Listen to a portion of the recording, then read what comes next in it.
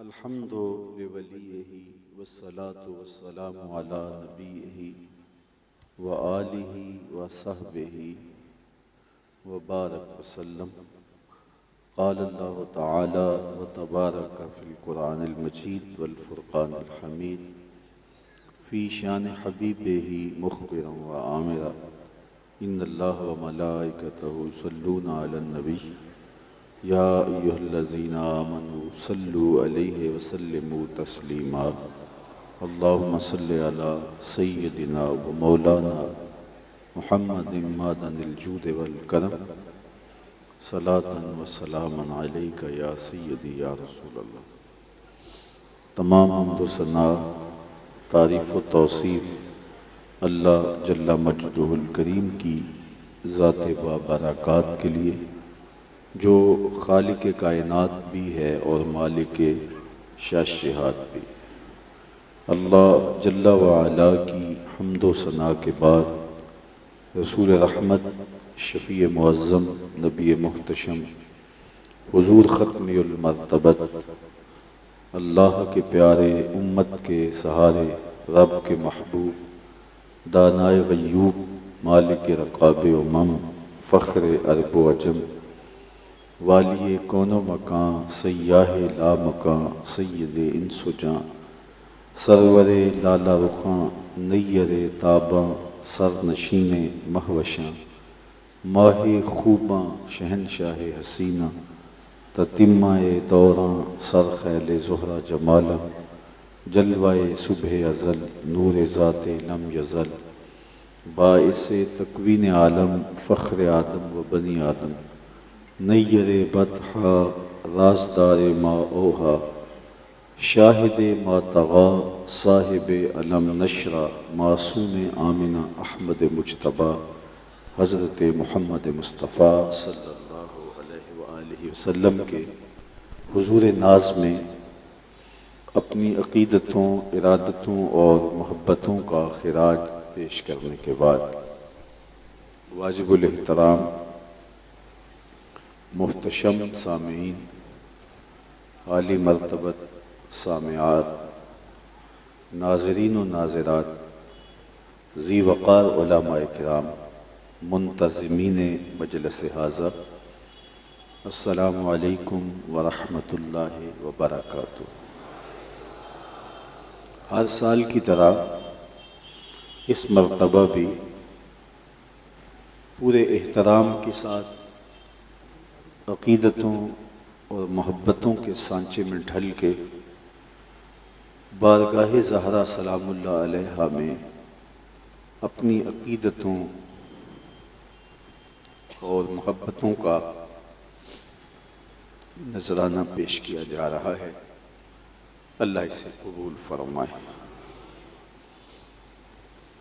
وہ مقدس ہستی، وہ عالی مرتبت بارگاہ، جن کا نام لینے سے قبل قلب و نظر اور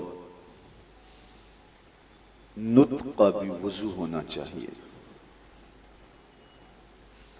دختر رسول اکرم صلی اللہ علیہ وآلہ وسلم، حضرت سیدہ فاطمہ الزہرا رضی اللہ تعالی عنہا، وہ عظیم المرتبت ہستی ہیں، جب حضور کو ملنے کے لیے، حضور سے ملاقات کے لیے آیا کرتی تو صحیح احادیث میں آتا ہے حضور بیٹی کا اٹھ کے استقبال کرتے، اپنی مسند ان کے لیے چھوڑ دیتے، فَأَجْلَسَهَا فِي مَجْلَسِهِ، اپنی مسند پہ اپنی شہزادی کو بٹھاتے۔ وہ عزتیں، وہ شان و شوکت، وہ رفعتیں جو انہیں عطا کی گئیں، وہ کسی اور کا مقصود نہیں ہے۔ حضرت اقبال علیہ رحمہ نے خراج عقیدت پیش کرتے ہوئے سیدہ زہرا سلام اللہ علیہا کی بارگاہ میں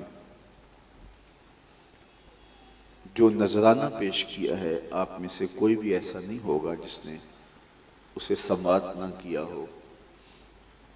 مریم از یک نسبت عیسیٰ عزیز، آج سے نسبت حضرت زہرا عزیز فرماتے ہیں کہ حضرت مریم سلام اللہ علیہا وہ عظیم المرتبت خاتون ہیں جن کا ذکر قرآن کے دامن میں موجود، بلکہ ان کے نام کی پوری ایک سورت موجود ہے۔ سورہ مریم ان کے نام سے موسوم یہ سورت قرآن کے دامن میں ہے، جن کے تقدس، جن کی پاک دامنی کی دھوم ہے قرآن میں، جو پاکیزہ وصف اور صالح وجود ہیں، اور جن کی آغوش میں حضرت عیسیٰ علیہ السلام جلوہ گر ہوئے۔ مشکل وقت تھا، اللہ کی حکمت تھی کہ حضرت عیسیٰ نے بغیر باپ کے دنیا پہ جلوہ گر ہو کے اللہ کی قدرتوں کا نمونہ بننا تھا، لیکن معاندین دشمن گھیرا ڈال کے بیٹھ گئے۔ یا اخت ہارون، اے ہارون کی بہن، بڑی تسبیحات کیا کرتی تھی، یہ کیا کیا؟ بغیر باپ کے بیٹا لے کے آ گئی۔ تو کتنا مشکل وقت تھا سیدہ مریم سلام اللہ علیہا پر، لیکن انہیں بتایا گیا اس اوکھے ویلے، اس مشکل وقت اپنے بیٹے کی طرف اشارہ کرو۔ تو انہوں نے کہا فاشارت الی، انہی کی طرف انہوں نے اشارہ کیا۔ اب کفار بولے کہ جو پنگھوڑے کا بچہ ہے ہم اس سے بات کریں، اس سے ہم کلام، یہ ان کا تکبر تھا، ان کی رعونت تھی۔ تکبر میں بھرے ہوئے وہ کہنے لگے ہم اس سے بات کریں جو پالنے میں ہے، جو پنگھوڑے میں ہے۔ پھر حضرت عیسیٰ علیہ السلام نے آغوش مادر میں کلام کیا اور ان کفار کی آنکھوں میں آنکھیں ڈال کے کہا انی عبد اللہ آتانی الکتاب وجعلنی نبیا، خبردار میری ماں پاک دامن ہے اور میں اللہ کا بندہ ہوں، اللہ نے مجھے کتاب بھی دی ہے اور نبی بھی بنایا ہے۔ آغوش مادر میں بچے نے بول کے اپنی ماں کی عصمت کی گواہی دی اور اپنی نبوت کا اعلان کیا۔ میں اللہ کا فرستادہ ہوں، اللہ کا بھیجا ہوا، اللہ کا بھیجا ہوا پیغمبر ہوں، نبی ہوں، اور مجھے کتاب بھی عطا کی گئی ہے۔ حضرت مریم سلام اللہ علیہا وہ یگانہ روزگار خاتون ہیں کہ جن کی تقدس کے شعرے ہیں، اور کتاب اللہ نے ان کے نام پر سورت نازل کی، اور ان کا نام لیتے ہوئے آنکھیں حیا سے، شرم سے جھک جاتی ہیں۔ مریم سلام اللہ علیہا تقدس کا استعارہ ہیں، پاکیزگی کا دوسرا نام ہے، طہارت، عفت اور پاک دامنی کا روشن حوالہ ہے، اور عزیز روزگار ہوئی کہ قرآن نے ان کے نام کی صورت اتاری اور ان کے قصیدے بیان کیے، ان کی عصمت کی گواہی آغوش مادر میں حضرت عیسیٰ علیہ السلام نے دی، اور ان 4 خواتین میں سے ایک ہیں جو زمانے کی افضل ترین خواتین ہیں۔ انہیں یہ شرف، یہ عزت، یہ مرتبہ، یہ مقام کیوں ملا؟ اقبال کہتے ہیں اس لیے کہ یہ حضرت عیسیٰ علیہ السلام کی ماں ہیں۔ حضرت عیسیٰ علیہ السلام کی ماں ہونے کا شرف انہیں ان بلندیوں پہ پہنچاتا ہے جو زمانے کی دوسری خواتین کو نصیب نہیں ہوتی، ان بلندیوں پر انہیں فائز المرام کرتا ہے۔ تو کہا حضرت مریم عزیز روزگار ہوئی، فضل و شرف سے مالا مال ہوئی، عزت و احترام انہیں نصیب ہوا، اس کا سبب حضرت عیسیٰ علیہ السلام کی ماں ہونا ہے۔ آج سے نسبت حضرت زہرا عزیز اور حضرت زہرا سلام اللہ علیہا کو یہ اعزاز ہے کہ ان کو 3 نسبتیں حاصل ہیں۔ سب سے پہلی نسبت نور چشم رحمت للعالمین، امام اولین و آخری، کہ انہیں یہ اعزاز حاصل ہے کہ وہ رسول اللہ صلی اللہ علیہ وآلہ وسلم کی آنکھوں کا نور ہے۔ حضور نے فرمایا فاطمہ تو بدعۃ منی، فاطمہ میرے جگر کا ٹکڑا ہے، اور ان کا حضور یوں استقبال کرتے کہ مسند چھوڑ دیتے، انہیں اپنی جگہ پہ بٹھاتے اور انہیں عزت دیتے، انہیں احترام سے نوازتے اور اٹھ کر ان کا استقبال کرتے۔ اور آقا کریم علیہ السلام سب سے زیادہ پیار حضرت فاطمہ زہرا رضی اللہ تعالی عنہا سے ہی فرمایا کرتے تھے۔ تو انہیں ایک تو یہ اعزاز ہے کہ وہ رسول خدا کی بیٹی ہیں، حضور علیہ السلام کی صاحبزادی ہیں، اور یہ اعزاز انہیں ممتاز کرتا ہے، انہیں عزیز روزگار بنا دیتا ہے، انہیں عزت کی اس مسند پہ بٹھاتا ہے کہ جو انہی کا مقصوم ہے۔ ایک یہ شرف ہے سیدہ زہرا سلام اللہ علیہا کا۔ دوسرا شرف بانوے آں تاجدار حل عطا، مرتضی مشکل کشا شیر خدا۔ ان کا اعزاز یہ ہے کہ وہ زوجہ محترمہ ہیں حضرت سیدنا علی المرتضی رضی اللہ تعالی عنہ کی، جو مرتضی بھی ہیں، مشکل کشا بھی ہیں اور شیر خدا بھی ہیں۔ ان کی زوجہ محترمہ ہونے کا شرف آپ کو ممتاز کرتا ہے۔ تو ایک شرف رسول خدا صلی اللہ علیہ وآلہ وسلم کی صاحبزادی ہونا، دوسرا شرف بانو مرتضی ہونا، سیدنا علی المرتضی کی زوجہ محترمہ ہونا، تیسرا شرف جو حضرت سیدہ فاطمہ زہرا رضی اللہ تعالی عنہا کا ہے، وہ یہ ہے کہ مادر آں مرکز پرکار عشق، مادر آں قافلہ سالار عشق، کہ حضرت فاطمہ زہرا رضی اللہ تعالی عنہا کا یہ شرف ہے کہ وہ حضرت امام حسن اور امام حسین کی والدہ ہے، جنہوں نے دین کے گرتے ہوئے پرچم کو تھام لیا اور اپنا خون دے کر کے اسلام کے چمن کو سینچا، اور اسلام کی عزت، اسلام کی آبرو کو انہوں نے داؤ پہ نہیں لگنے دیا، اپنا سب کچھ لٹا دیا، لیکن اسلام کا باغ اجڑنے نہیں دیا، اسلام کا چمن پامال نہیں ہونے دیا۔ تو گویا اسلام کی عزت، منبر و محراب کی رونق، آج مجلسوں کے نور، اور آج رمضان کی تازگیاں، اور آج سحری افطاری کے مزے، آج حرم کا طواف، اور آج حج کی بہاریں اس لیے ہیں کہ حسین ابن علی نے اپنا خون پیش کیا۔ حسین اگر نہ شہید ہوتا تو آج گھر گھر یزید ہوتا، اسلام کی عظمت عیاں نہ ہوتی، خدا کے گھر میں اذان نہ ہوتی، بار الہا نوحہ سناتا پھرتا، تا روز جزا اشک بہاتا پھرتا، امداد نہ کرتے اگر کربلا میں حسین، اسلام تیرا ٹھوکریں کھاتا پھرتا۔ تو حضرت امام حسین رضی اللہ تعالی عنہ نے اپنا خون دے کر کے اسلام کے پرچم کو گرنے سے بچایا اور اسلام کی عزت اور آبرو رکھ لی۔ تو حضرت فاطمہ زہرا رضی اللہ تعالی عنہا کی آغوش میں یہ حسین پلے تھے جنہوں نے اسلام کی آبرو بچائی، تو ان کی ماں ہونا ان کا تیسرا شرف ہے۔ تو یہ تین شرف سیدہ زہرا سلام اللہ علیہا کو حاصل ہیں، جو کائنات کی کسی دوسری عورت کو حاصل نہیں ہیں۔ تو سیدہ فاطمہ زہرا رضی اللہ تعالی عنہا سیدنا امام حسین رضی اللہ تعالی عنہ کی والدہ ماجدہ کے ہونے کے ناطے سے، اور امام حسن سلام اللہ علیہ کی والدہ ماجدہ ہونے کے ناطے سے وہ امتیاز رکھتی ہیں، ان کی تربیت بولتی ہے۔ کربلا کے تپتے ہوئے ریگزار میں حضرت امام حسین نے جو عظیمت کی انوکھی اور البیلی داستان رقم کی ہے، تو زمانہ دیکھتا ہے کہ یہ بانکپن، یہ جمال، یہ حسن، یہ صبر و استقامت، یہ کہاں سے آیا؟ تو اقبال اسی نظم میں آگے چل کے فرماتے ہیں کہ سیرت فرزندہا از امہات، جوہر صدق و صفا از امہات۔ صدق و صفا کا جوہر اولادوں میں جو دیکھنے کو ملتا ہے، یہ ماؤں کے دودھ کا اثر ہوتا ہے، اور بیٹوں کی سیرت کا جو نقش تمہیں بیٹھا ہوا نظر آتا ہے، اور ان کی سیرت کا جمال جو تمہیں دکھائی دیتا ہے، تمہارے سکرین کے سامنے تو یہ چہرہ ہوتا ہے، لیکن پردے کے پیچھے ایک ماں کی محنت ہوتی ہے۔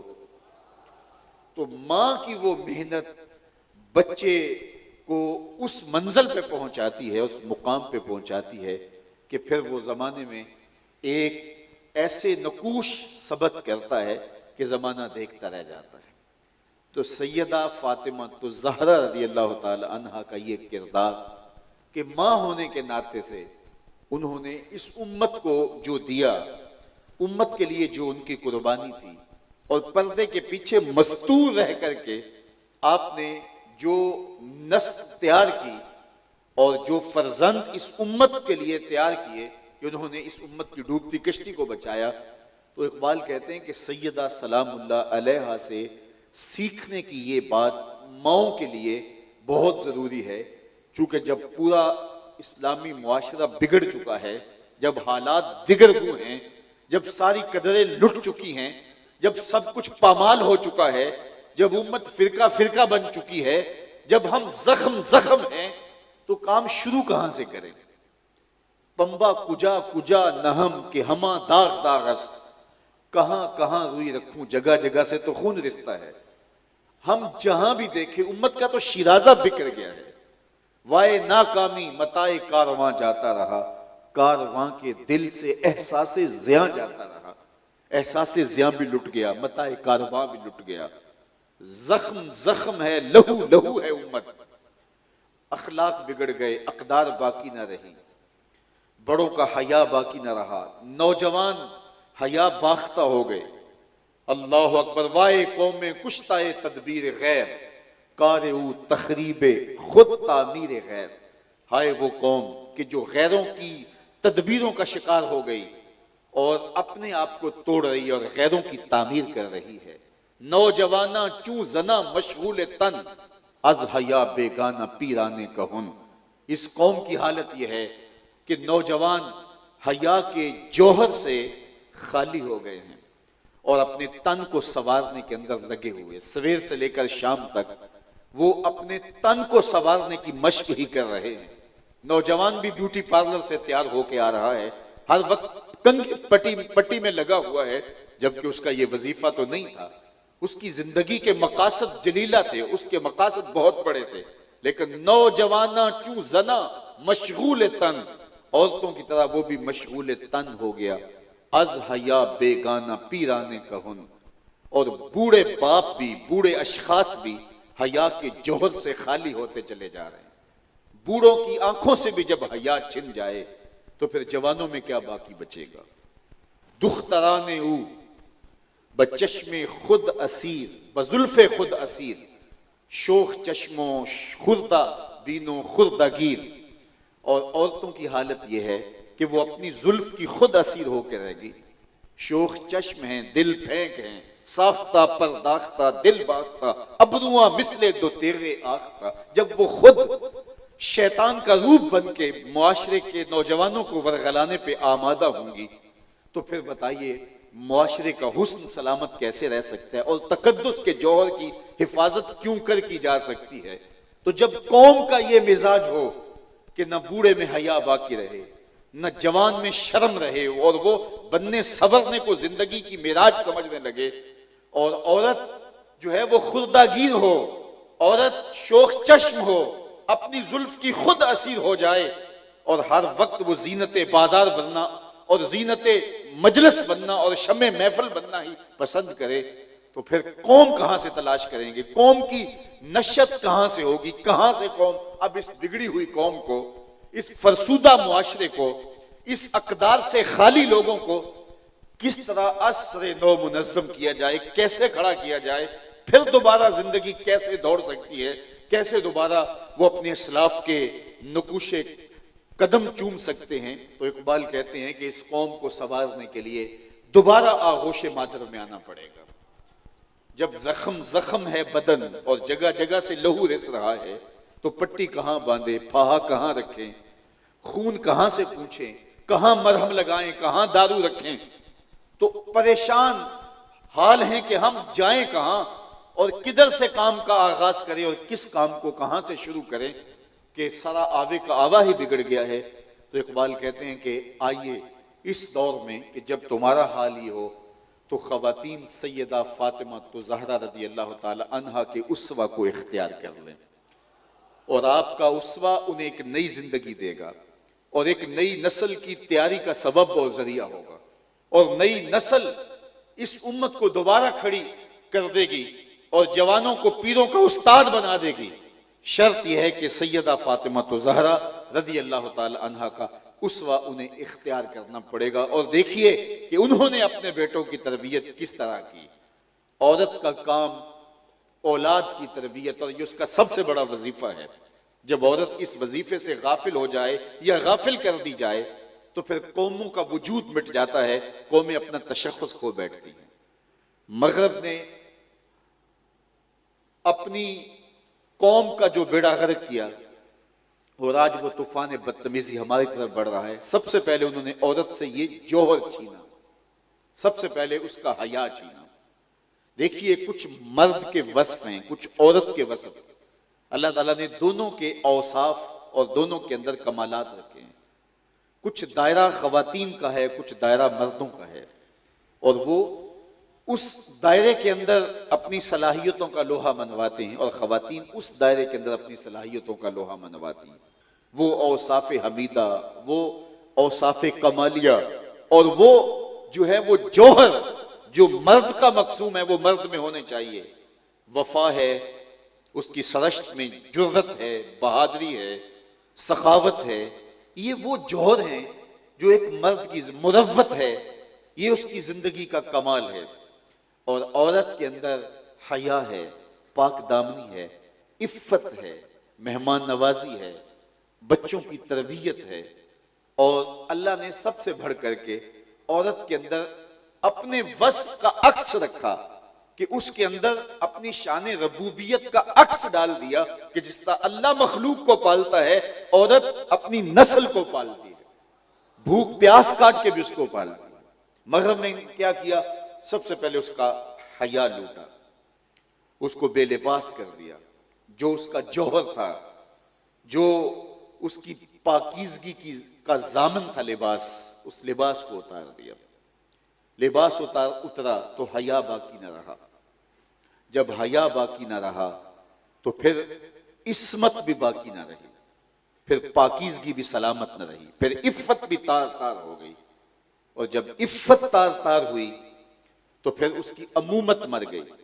ماں ہونے کی ایک خواہش، ماں ہونے کا ایک جذبہ، اور ماں ہونے کی ایک صلاحیت جب اس کو بتدریج قسطوار قتل کیا جاتا ہے تو وہ کبھی ماں بن بھی جائے لیکن وہ حقیقی معنی کے اندر ماں کا وہ روپ نہیں دھار سکتی۔ جب حیا کا پردہ اتار دیا گیا، جب عفت اور پاک دامنی جو ہے وہ تار تار ہو گئی اور کواری لڑکیاں ماں بننے لگیں، اور پھر وہ جو ہے وہ اپنے بچوں کو ہی جدید ذرائع کے ذریعے قتل کرنے لگی، تو امومت کا خون ہو گیا۔ وہ ماں ہونے کا جو جذبہ تھا اس کا خون ہوتا رہا، اور عمر کے ایک حصے میں انہوں نے ایک معاشرتی ضرورت کے طور پہ ماں بننا چاہا بھی، لیکن وہ بچہ جو ہے وہ اس ماں کی آغوش میں نہیں پلا جو مطلوب تھی، جو فطرت کے قریب تر ماں تھی، وہ ماں ان کو میسر نہیں آئی، اور اس ماں نے پھر دودھ بھی نہیں پلایا۔ اس لیے جو ماں اپنی چھاتی نچوڑ کے بچے کے اندر منتقل کرتی ہے وہ جذبہ بھی اس کے اندر موجود نہیں ہے۔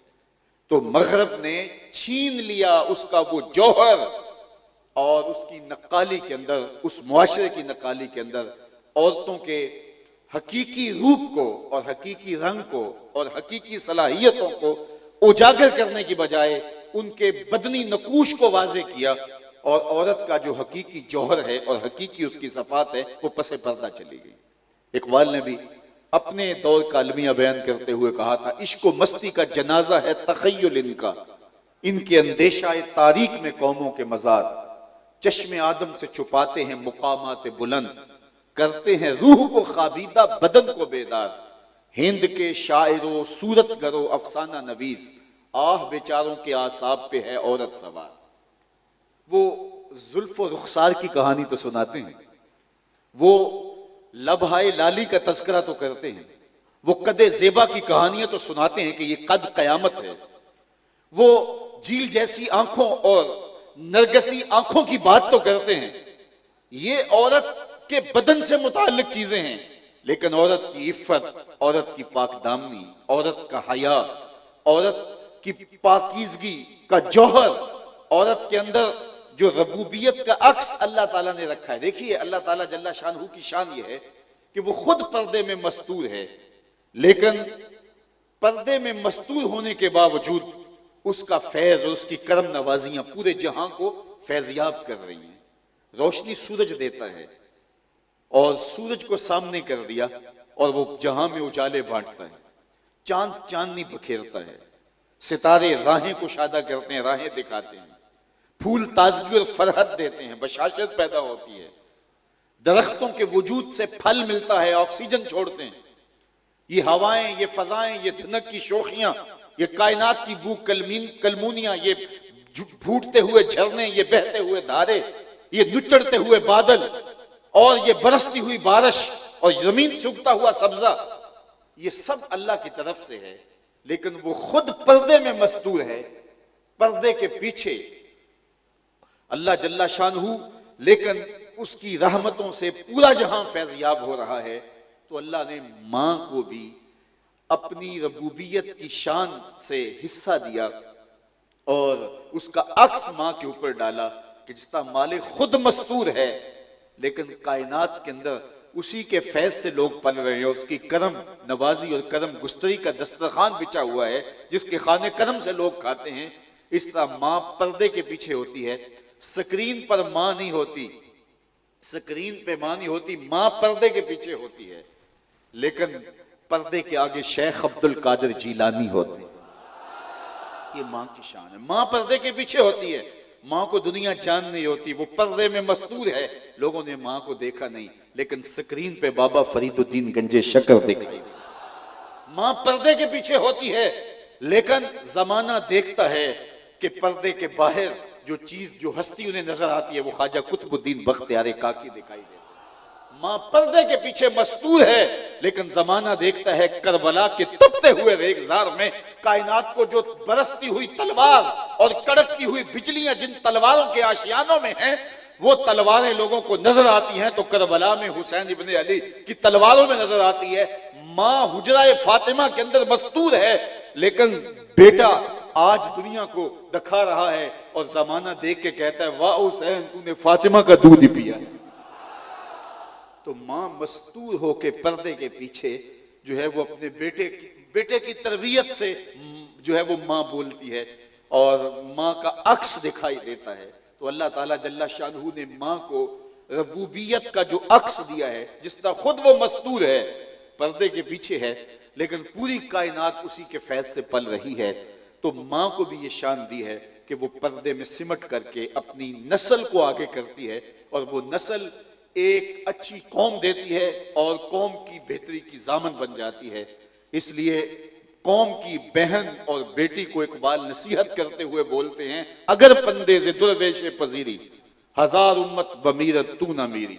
اگر تو درویش کی ایک نصیحت مان لے، ہزار امت مر سکتی ہے لیکن امت مسلمہ تجھے موت نہیں آ سکتی.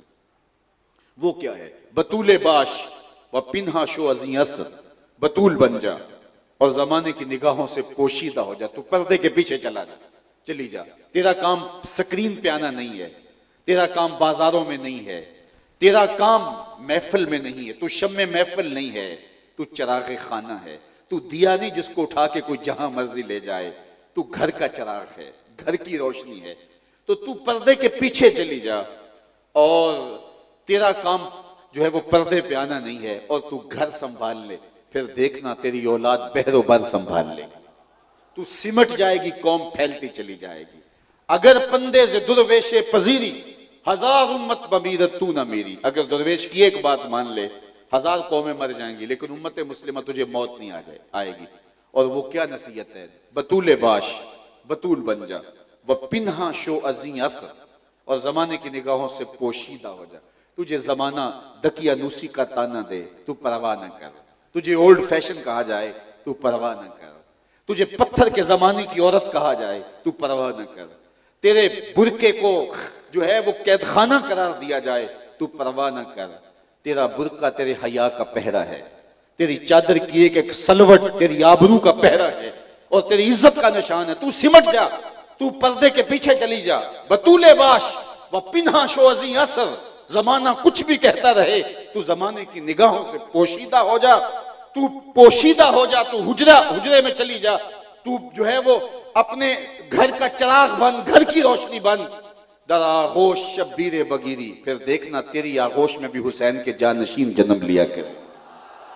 لیکن شرط یہ ہے کہ تجھے بطول بننا ہوگا، تجھے مصلہ سنبھالنا ہوگا، تجھے تہجد کے مصلے پہ اٹھ کے آنسو بہانے ہوں گے، تجھے گھر سنبھالنا ہوگا، پھر تیری اولاد بہر و بر سنبھالے گی. جو تیرا وظیفہ ہے، جو تیرا کام ہے وہ تو کر، اور پھر تیری اولاد وہ کرے گی جو ان کا کام ہے.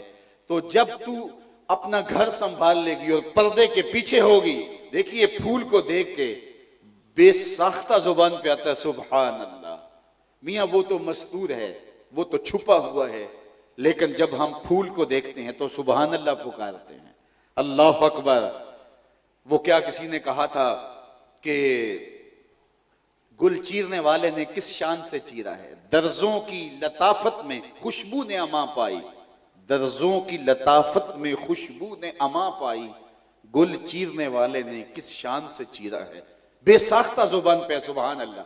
میاں وہ تو پردے میں مستور ہے، لیکن دیکھا پھول کو سبحان اللہ کہہ کے داد اسے دی.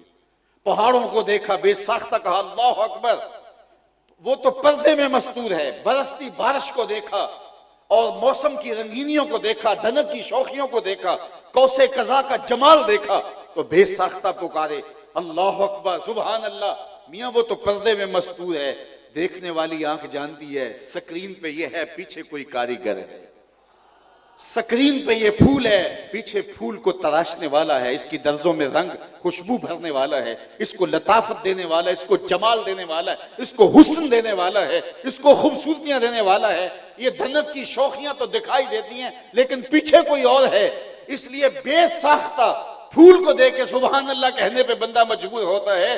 اس لیے جب حسین ابن علی کو کربلا میں دیکھتے ہیں تو بے ساختہ اقبال کہتا ہے کہ رشتہ آئین حق زنجیر پاس، پاس فرمانے جناب مصطفیٰ، ورنہ گردے تربتش گردید میں سجدہ برخا کے پاشید میں.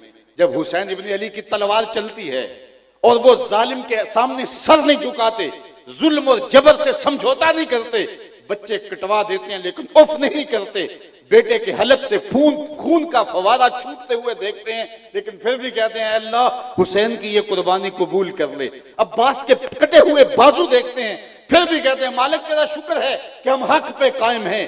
جو رات جو ہے وہ ظلمتوں سے بھری پڑی ہے لیکن سجدے میں رات بسر کرتے ہیں، جو جوان بیٹے کی لاش کندھوں پہ اٹھا کے خیموں تک لاتے ہیں پھر بھی کہتے ہیں مالک حسین کی قربانی قبول کر لے. تو حسین کے اس جذبے کو دیکھ کے، جس طرح پھول کو دیکھ کے سبحان اللہ کہا، تو اقبال جو ہے وہ حسین ابن علی کی ان جرأتوں کو، ان شجاعتوں کو، ان بہادریوں کو، ان استقامتوں کو دیکھ کے کہتا ہے اے فاطمہ اگر تیرے بابا کی شریعت کی زنجیر میرے پاؤں میں نہ ہوتی کہ اللہ کے علاوہ کسی کو سجدہ کرنا جائز نہیں ہے تو اے فاطمہ میں کعبے کی بجائے تیری قبر کی طرف رخ کر کے سجدہ کرتا اور کعبے کا طواف کرنے کی بجائے تیری قبر کا طواف کرتا.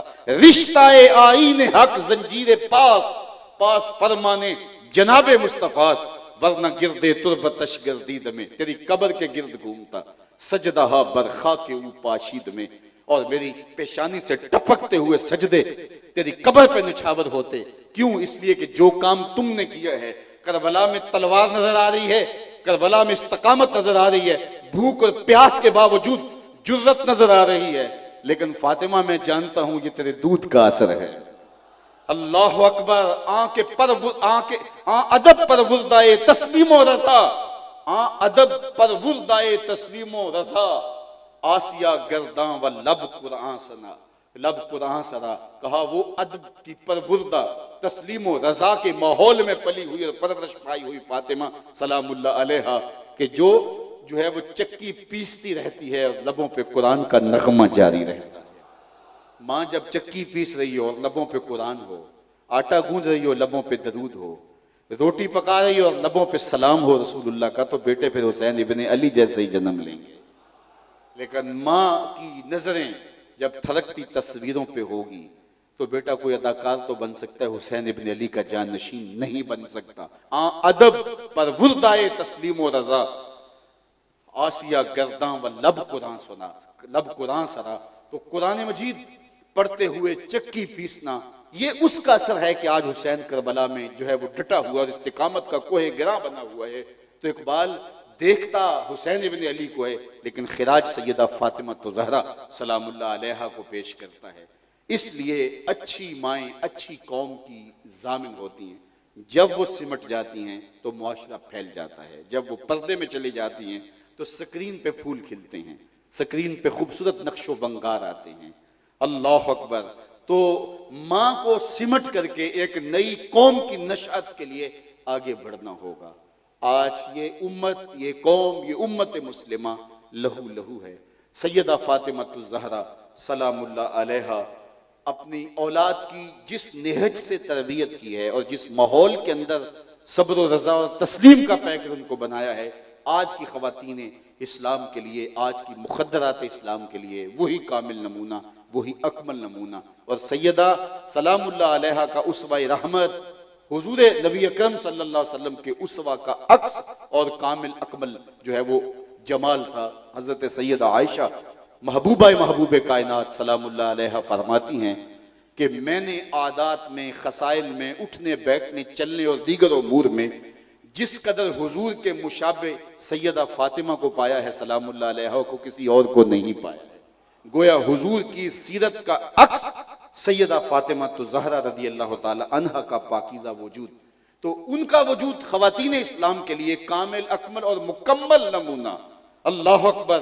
مادرہ را اسوہ کامل بطول، مزرعہ تسلیم را حاصل بطول۔ تسلیم کی کھیتی کا جو حاصل ہے وہ سیدہ فاطمہ الزہرا ہیں، اور ماؤں کے لیے کامل اکمل نمونہ جو ہے وہ سیدہ فاطمہ الزہرا ہے۔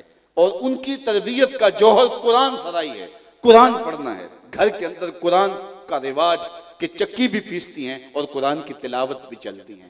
تو اس لیے اگر دوبارہ مخدرات اسلام گھروں میں قرآن کا چراغاں کر لیں اور اپنی امور خانہ داری کے اندر قرآن مجید کی تلاوت کو ساتھ ساتھ جوڑ لیں تو پھر دیکھنا کہ نئی نسل کے اندر اس کے باطنی اثرات کیسے مرتب ہوتے ہیں اور کس طرح نئی نسل تیار ہوتی ہے۔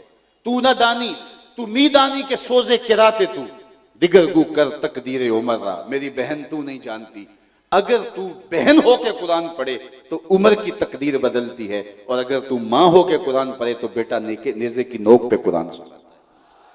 تو اس لیے ماں کی ذمہ داری ہے، بہن کی ذمہ داری ہے کہ وہ ایک صالح معاشرے کی تشکیل کے اندر بنیادی، مرکزی اور کلیدی کردار ادا کرے۔ یہ رہے گی مستور پردے کے پیچھے، لیکن پردے کے سامنے آنے والی نسل اس کی تربیتوں کا نتیجہ ہوگی، اس کی محنت کا نتیجہ ہوگی، اور ثمر ہوگی، یہ پھل ہوگی جو ہے وہ اس کی کمائی کا۔ تو اس لیے خواتین اسلام کو، مخدرات اسلام کو، ان کو اسوہ نور حاصل کرنا چاہیے۔ سیدہ فاطمہ الزہرا سلام اللہ علیہا کے حوالے سے آپ نے ابھی سنا کہ حضور علیہ السلام کی اداؤں کا عکس تھی۔ سیدہ عائشہ رضی اللہ تعالیٰ عنہ فرماتی کہ میں نے کسی خاتون کو اس قدر یا کسی مرد کو حضور کے مشابہ نہیں دیکھا جیسی حضور علیہ السلام کی عادات کا عکس حضرت سیدہ زہرا سلام اللہ علیہا میں پایا جاتا تھا۔ اللہ اکبر۔ اپنے حضور علیہ السلام ساری رات اللہ کے حضور عجز و نیاز اور ذکر و فکر میں بسر کرتے ہیں، اور حتیٰ تتورم قدمہ، یہاں تک کہ حضور کے مبارک قدم سوج جاتے ہیں، اور حضور کی الہا و زاری، عبادت، قیام، اللہ کے حضور رکوع و سجود جاری رہتے ہیں، حتیٰ کہ میرا رب خود کہتا ہے اے چادر اوڑھنے والے، ساری رات جاگا نہ کر، کبھی سو بھی تو لیا کر۔ تو ساری رات حضور کا قیام ہوتا ہے۔ اب آئیے یہ عکس یہاں دیکھتے ہیں کہ سیدہ فاطمہ الزہرا رضی اللہ تعالیٰ عنہ سارا دن گھر کے کام کاج کرتی ہیں، سارا دن گھر کے کام کاج میں مصروف رہتی ہیں، چکی بھی پیستی ہیں، کندھے پہ مشکیزہ بھی اٹھا کے بھر کے لاتی ہیں، بچوں کی ضروریات کو بھی پورا کرتی ہیں، مولا کائنات کی خدمت میں بھی کسر نہیں چھوڑتی۔ لیکن جب شام پڑتی ہے تو مصلی بچھا کے اللہ کے حضور کھڑی ہو جاتی ہیں، کبھی قیام میں، کبھی رکوع میں، کبھی سجدے میں رات گزرتی ہے۔ ایک دن اللہ کے حضور سیدہ فاطمہ الزہرا عرض گناہ ہوتی ہیں، مالک تیری راتیں ہی اتنی چھوٹی ہیں کہ تیری بندی کا ذوق بندگی ہی پورا نہیں ہوتا، ایک رات تو اتنی لمبی بنا دے کہ جی بھر کے تجھے سجدہ ہی کر سکے۔ تو یہ ذوق عبادت سارا دن گزرتا ہے اور اپنے ہاتھ سے کام کرتی ہیں۔ بڑے گھروں کی بیٹیاں ہم دیکھتے ہیں کہ عموماً جا کے بستی اس لیے نہیں ہیں کہ وہ کہتی ہیں ہم شوہر کی خدمت کیوں کریں، لیکن حضور کے گھر سے بڑا گھر کس کا ہو سکتا ہے۔ اور سیدہ فاطمہ رضی اللہ تعالیٰ عنہ جب جاتی ہیں تو ایک دفعہ بھی ایسا نہیں ہوا. سیدنا علی المرتضیٰ فرماتے ہیں کہ پوری زندگی میں فاطمہ نے مجھے کبھی ایسی کوئی بات نہیں کی جس سے مجھے دکھ پہنچا ہو, میری تکلیف کا باعث کبھی نہیں بنی. تو اپنے ہاتھ سے چکی پیستی ہیں. ایک زمانہ آیا کہ ہاتھ میں چکی پیس کے ہاتھوں میں چھالے پڑ جاتے ہیں اور مشکیزہ اٹھا کے لاتی ہیں اور کندھوں پہ نشان پڑ جاتے ہیں. ایک غزوے میں بڑی وسعت کے ساتھ مال غنیمت آیا جس میں غلام بھی تھے, لونڈیاں بھی تھیں. تو سیدنا علی المرتضیٰ رضی اللہ تعالیٰ عنہ نے کہا جاؤ اپنے باپ سے ایک آدھ لونڈی لے آؤ جو آپ کے ساتھ کام کاج میں مدد کرے, اور آپ کا کام زیادہ ہو گیا ہے, بچے بھی تھوڑے بڑے ہو رہے ہیں تو یہ آسانی ہوگی. تو کہا ٹھیک ہے میں حاضر ہوتی ہوں. حضور کی خدمت میں حاضر ہوئی لیکن ہمت نہیں پڑی, بس سلام کر کے واپس آ گئی. تو مولا کائنات نے دیکھا کہ واپس آ گئی ہیں تو کہا کہ حضور سے عرض نہیں کیا؟ کہا میں نے عرض کرنے کی جسارت اور ہمت کرنے کی کوشش تو کی تھی لیکن ہمت بند نہیں سکی اور میں عرض نہیں کر پائی. کہا چلو میں تمہارے ساتھ چلتا ہوں. تو مولا علی رضی اللہ تعالیٰ عنہ سیدہ سلام اللہ علیہ کو لے کے حضور کی خدمت میں حاضر ہوئے. کہا حضور یہ آپ کی صاحبزادی آپ کی خدمت میں آئی تھی, سلام کر کے لوٹ گئی. ان کا مقصد تھا کہ آپ کے پاس اتنے غلام اور اتنی لونڈیاں آئی ہیں تو کوئی لونڈی کوئی کنیز عطا کر دیں تاکہ کام کاج میں معاونت ہو جائے. اور سیدہ فاطمہ تو زہرا سلام اللہ علیہ کے ہاتھوں میں چھالے پڑے ہیں کام کر کے. اللہ اکبر. حضور کے لیے کیا مشکل تھا, لونڈیاں عطا کر دیتے. ہمیں تو یہی لگتا ہے کہ انہوں نے ایک لونڈی ایک کنیز طلب کی تھی, حضور نے کئی کنیزیں عطا کر دی ہوں گی, لیکن تاریخ کا جواب مختلف ہے. سیدہ فاطمہ کے ہاتھوں پہ چھالے ہیں, کندھوں پہ مشکیزے کے نشانات موجود ہیں. لاڈلی شہزادی لاڈلی بیٹی حضور کی دہلیز پہ کھڑی ہے, داماد ساتھ کھڑا ہے اور ایک کنیز کا سوال لیے حضور کی چوکھٹ پہ کھڑے ہیں. اور اللہ کے محبوب علیہ الصلوۃ والسلام سے ایک کنیز مانگتے ہیں, حضور عطا کر دیتے. لیکن میرے حضور کیا کہتے ہیں, واللہ لا آتیکما, واللہ لا آتیکما, اللہ کی قسم میں تمہیں غلام اور لونڈیاں نہیں دوں گا, اللہ کی قسم میں تمہیں غلام اور لونڈیاں نہیں دوں گا. بیٹی ہاتھ کے چھالے دکھا رہی ہے, مشکیزے کے نشان کندھوں پہ. ذرا تاریخ پڑھیے کہ حضور علیہ السلام فرمایا واللہ لا آتیکما, اللہ کی قسم میں تمہیں نہیں دوں گا, اللہ کی قسم میں تمہیں نہیں دوں گا. میں تو یہ غلام اور لونڈیاں فروخت کروں گا اور صفہ کے چبوترے پہ بیٹھ کے پڑھنے والے جو میرے طلباء ہیں میں ان کی ضرورت کو پورا کروں. صفہ کے چبوترے پہ بیٹھ کے پڑھنے والے طلباء کی ضرورتوں کا میں کفیل ہوں اور میں ان کی ضرورتوں کو پورا کروں گا. لیکن چونکہ تم چل کے آئی ہو, خالی نہیں موڑنا, تو پھر حضور نے وہ تسبیحات فاطمہ جو آج بھی ہم پڑھتے ہیں, اور علماء کہتے ہیں یہ مجرب ہے کہ اگر تھکن ہوئی ہو تو تسبیحات فاطمہ پڑھ لیں تو جو ہے وہ آپ کی تھکن اتر جائے گی. تو آقا کریم علیہ السلام یہ نسخہ دیتے ہیں کہ کام تم اسی طرح کرو گی لیکن یہ تھکن اتارنے کا نسخہ تمہیں دیتے ہیں, یہ پڑھ لیا کرو تو پھر کیا ہوگا, تمہیں تھکن نہیں ہوگی. تو بیٹی دہلیز پہ کھڑی ہے لیکن میرے حضور فرماتے ہیں میں اپنے گھر والوں کو کچھ نہیں دوں گا لیکن صفہ کے چبوترے پہ پڑھنے والے ان جو ہے وہ طلباء کی ضرورتوں کی کفالت کروں گا. یہاں ہمیں یہ بات بھی سمجھنا ہوگی کہ جو دینی طلباء ہوتے ہیں, مدارس دینیاں ہوتے ہیں اور جو دین کے کام ہوتے ہیں ان کی اہمیت کیا ہے. شہزادی دہلیز پہ کھڑی ہے لیکن حضور قسم کر کے کہہ رہے ہیں واللہ لا آتیکما, اللہ کی قسم تم دونوں آئے ہو, میری بیٹی بھی ہے اور داماد بھی ہے, بیٹی اور داماد دروازے پہ آ جائے تو پھر کون ان کی فرمائش پوری نہ کرے. لیکن کہا کہ میں اس کے باوجود تمہاری فرمائش اس لیے نہیں پورا کرتا کہ مجھے صفہ کے چبوترے پہ بیٹھنے والے طلباء نظر آتے ہیں اور میں ان کی ضرورتوں کو جو ہے وہ پورا کروں گا. اس سے یہ بات بھی ہمیں اچھی طرح سے اپنی روح میں جذب کر لینی چاہیے. دیگر کاموں کے اندر اور دیگر مدات کے اندر تو ہم بہت خرچ کرتے ہیں اور مدارس دینیہ کا معاملہ آئے تو ہمارے معاملات کمزور پڑ جاتے ہیں اور ہم یوں سمجھتے ہیں شاید یہ کوئی عضو معطل ہیں اور معاشرے کو ان کی ضرورت نہیں ہے. حضرت شیخ احمد مجدد الفسانی علیہ رحمہ فرماتے ہیں دیگر مدات کے اندر لاکھوں دیے ہوئے اور اعانت دین کے اندر ایک دانگ ایک ٹگا دیا, فرمایا یہ زیادہ افضل اور زیادہ اشرف ہے کیونکہ اس سے اعانت دین ہوتی ہے. تو حضور علیہ الصلوۃ والسلام نے فرمایا واللہ لا آتی کو میں تمہیں نہیں دوں گا لیکن آئے ہو تو یہ لیتے چلو. تو سیدہ فاطمہ تو زہرا سلام اللہ علیہا گھر کا کام بھی کرتی ہیں, چکی بھی پیستی ہیں اور شوہر کی خدمت میں بھی کوئی کسر نہیں چھوڑتی اور اللہ کے حضور بندگی کا سر, اللہ اکبر, اور نیاز مندی آپ کی زندگی میں شامل ہے. سیدہ فاطمہ تو زہرا سلام اللہ علیہا کا ایک اور پہلو اور وہ بھی آقا کریم علیہ الصلوۃ والسلام کی سیرت کا عکس ہے، اور حضور علیہ الصلوۃ والسلام کی دل سوزیوں کا حصہ سلام اللہ علیہ کو، زہرا سلام اللہ علیہ کو نصیب ہوتا ہے۔ حضور اس امت کے لیے جس قدر بے چین ہوتے ہیں، اس امت کی بخشش و مغفرت کے لیے حضور کی جو بے چینیاں اور حضور کا اضطراب ہے وہ کسی سے مخفی نہیں ہے۔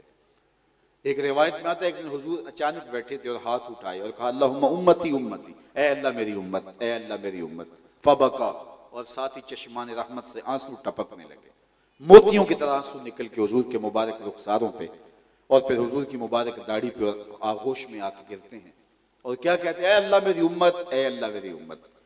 تو جبریل امین حاضر خدمت ہوئے اور جبریل نے حاضر ہو کے کہا کہ اللہ نے آپ کے نام پیغام اور سلام بھیجا ہے۔ جبریل کو بلا کر کہا یا جبریل اذهب الى محمد وسل ما یبکیہ وربک عالم، جبریل جلدی جاؤ، میرا محبوب رو رہا ہے، جا کے پوچھو محبوب کیوں روئے ہو، وسل ما یبکیہ، پوچھ کہ محبوب کیوں روئے ہو۔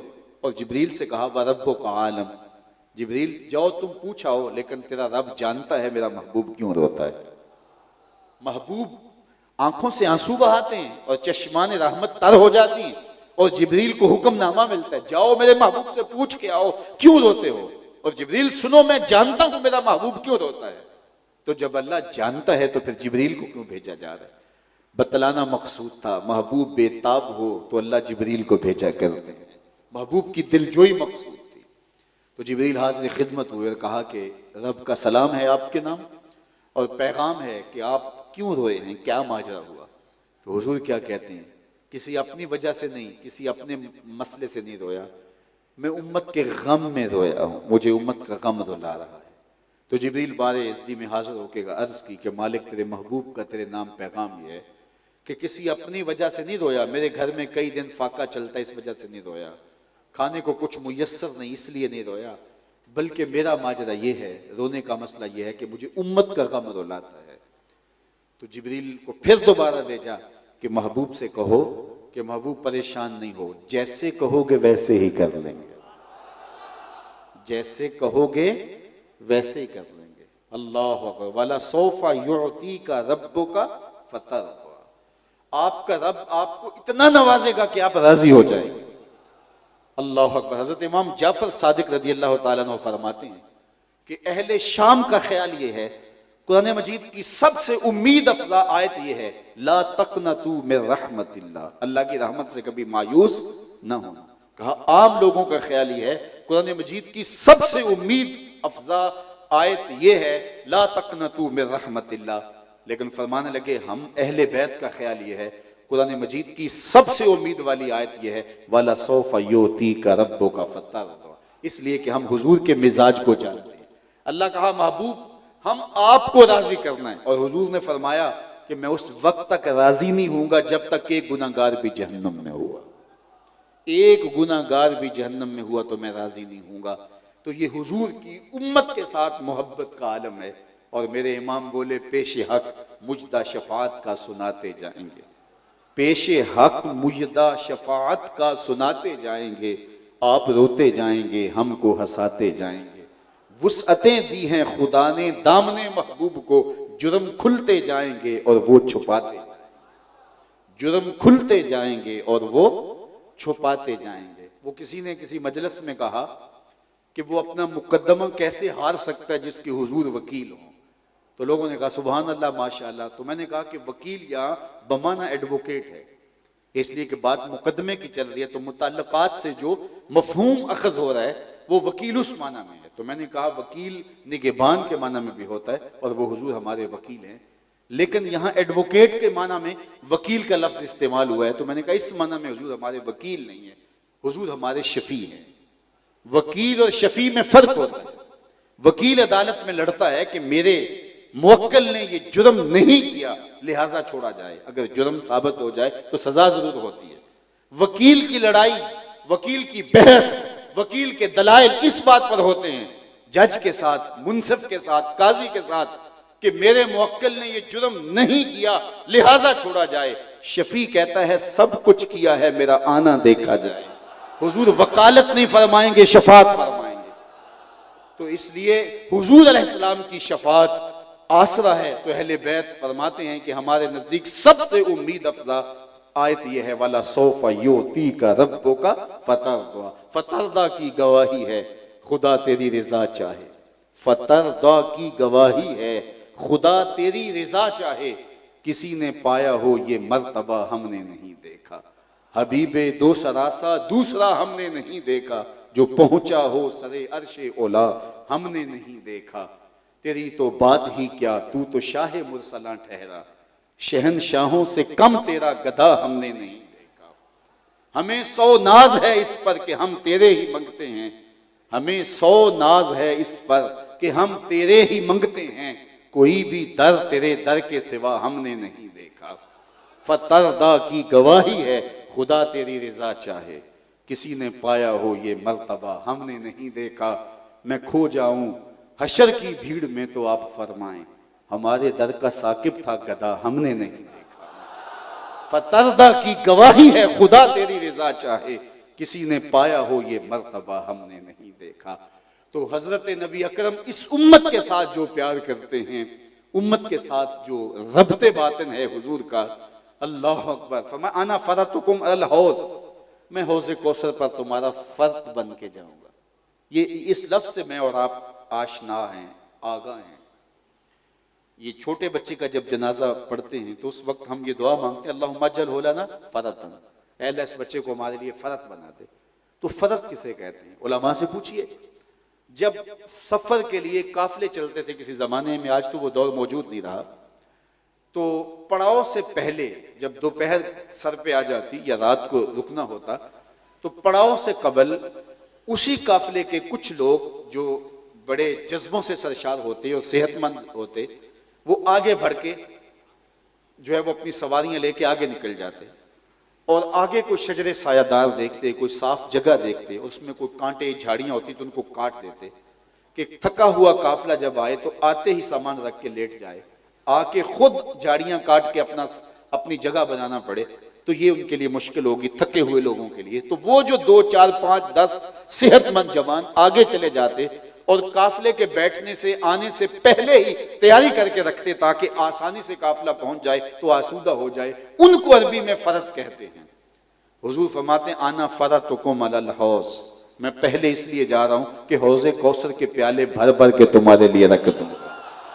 امت جب تھکی ہوئی جائے گی، پیاس کی ماری ہوئی جائے گی، تو اپنے ہاتھوں سے جام کوثر دوں گا۔ تو حضور رہے تو خیر، میرا اس دنیا پہ رہنا بھی تمہارے لیے بہتر اور میرا اس دنیا سے جانا بھی تمہارے لیے بہتر۔ ہمارے آنے سے قبل ہمارے لیے حضور نے دعائیں کی، اور حضور علیہ السلام ہمارے لیے پہلے تشریف لے جا کر کے وہاں ہمارے لیے اہتمام اور انتظام فرما رہے ہیں۔ تو کہا محبوب ہم آپ کو راضی کر دیں گے، جس طرح تم چاہو گے ویسے ہی ہو جائے گا۔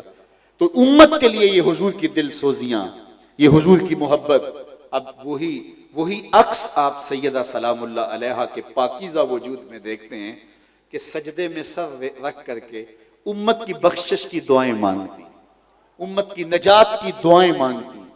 آج سیدہ فاطمہ الزہرا سلام اللہ علیہا کی سیرت پر منعقدہ اس سالانہ ختم پاک کی مجلس میں، جس میں بلا شبہ ہزاروں لوگ اس مسجد کے اطراف میں، جنازگاہ میں، اور جو ہے وہ ہال اور دیگر جگہوں پر جتنے لوگ اور سڑکوں پر موجود ہیں، جو منظر میں گزرتے ہوئے دیکھ کے آیا ہوں اور جو بتایا جا رہا ہے، آج کی اس مجلس میں سیدہ سلام اللہ علیہا کی روح کو خراج پیش کرنے کے لیے یہ سارے عزم کریں کہ ہم حضور کی امت بننے کی کوشش کریں گے، حقیقی معنی میں جو امت ہے، اور جو امت رسول صلی اللہ علیہ وآلہ وسلم ہے، اس کے لیے ہمارے دل کے اندر نرمی، گداز اور محبت کا جوہر جو ہے وہ اس طرح پرورش پاتا رہے گا کہ ایک امت مسلمہ کا فرد دنیا کے کسی کونے کے اندر بھی دکھ میں مبتلا ہو تو اس کی کسک ہم محسوس کریں گے۔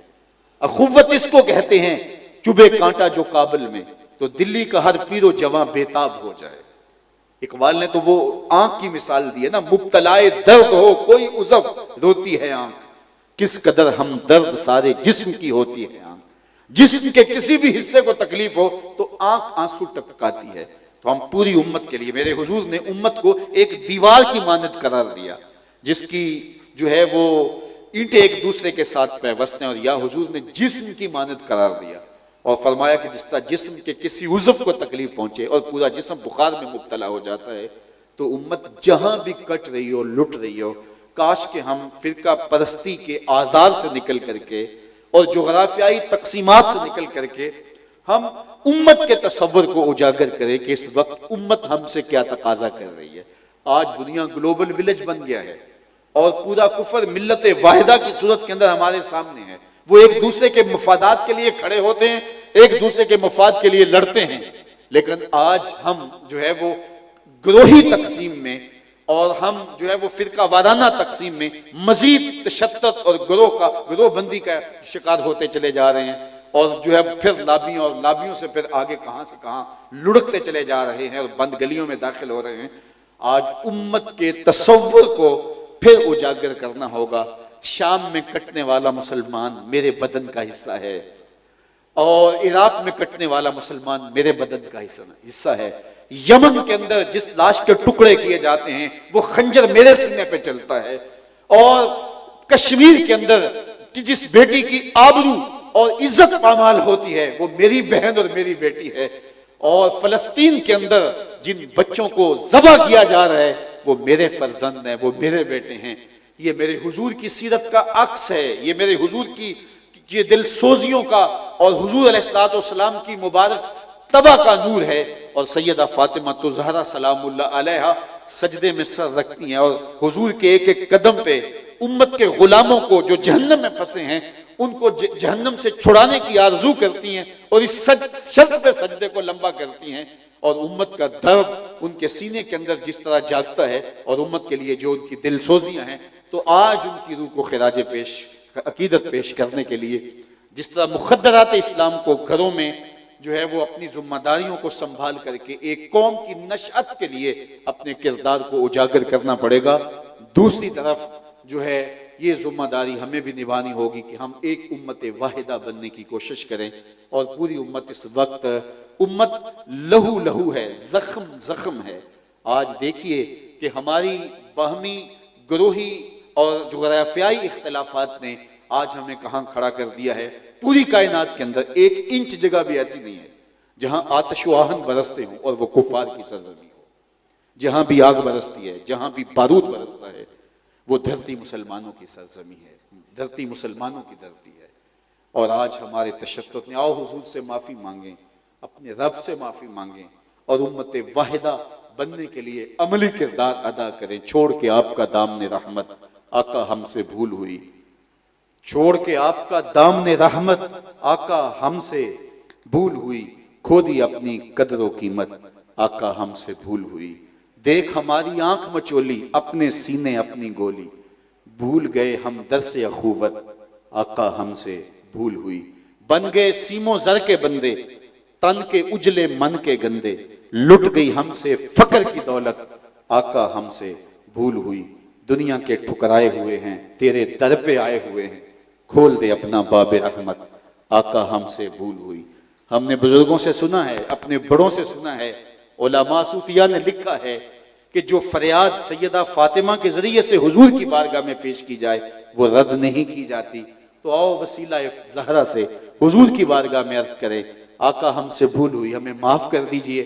ہم دوبارہ امت بننے کی کوشش میں لگ جائیں گے اور ہم اپنے باہمی فروعی اختلافات کو ختم کر کے جغرافیائی تقسیم سے نظریں ہٹا کر کے امت وحدہ کے تصور کو اجاگر کرنے کی کوشش کریں گے۔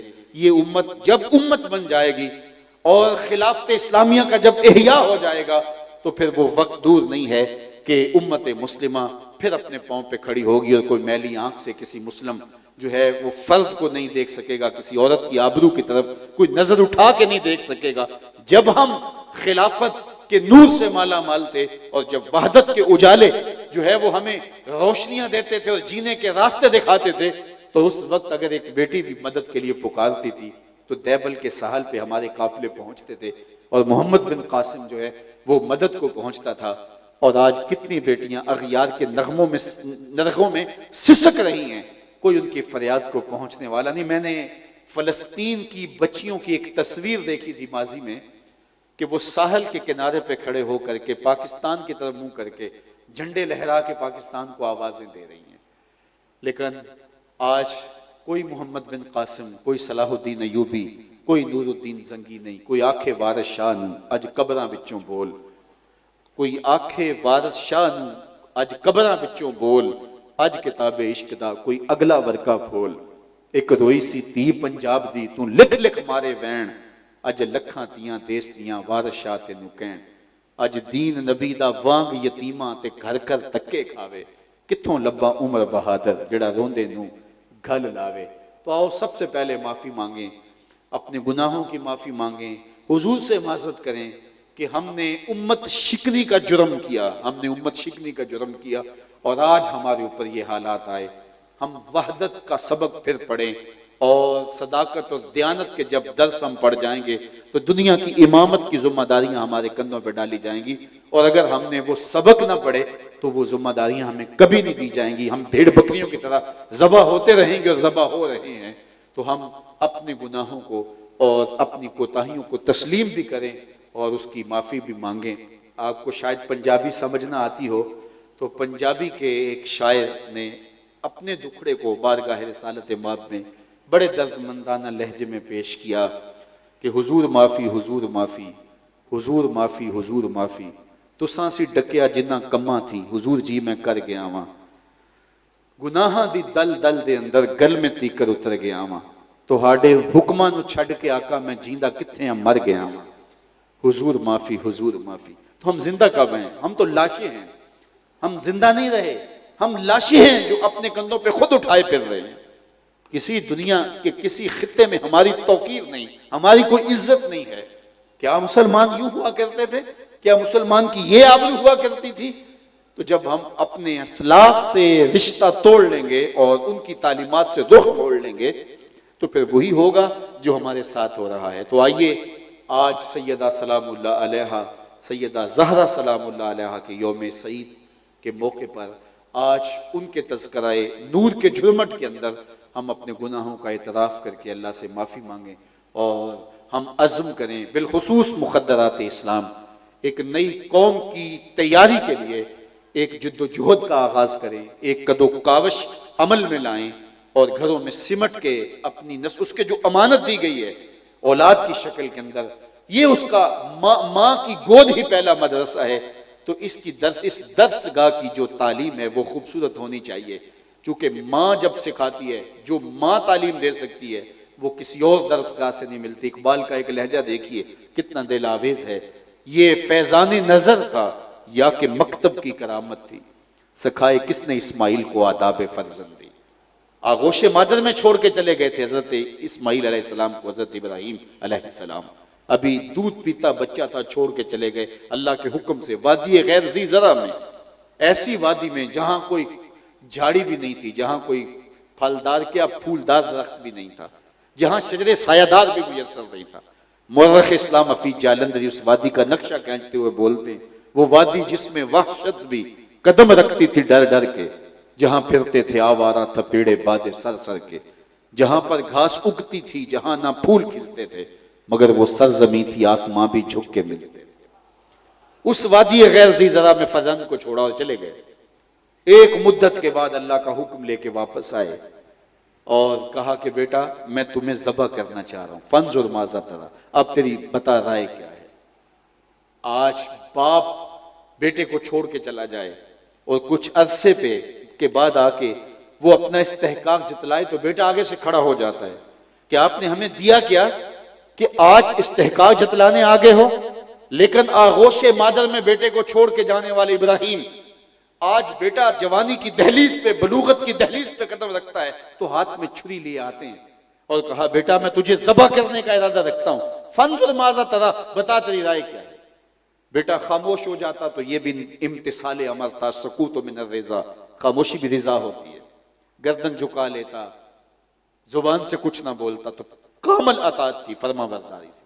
باپ نے کہا بیٹا میں ذبح کرنا چاہتا ہوں، بیٹا گردن جھکا کہتا جی کر لیجئے، ذبح کر لیجئے. ذبح کا جواب ذبح سے ہوتا، یہ بھی مکمل امتثال امر تھا، مکمل تعمیل تھی حکم کی.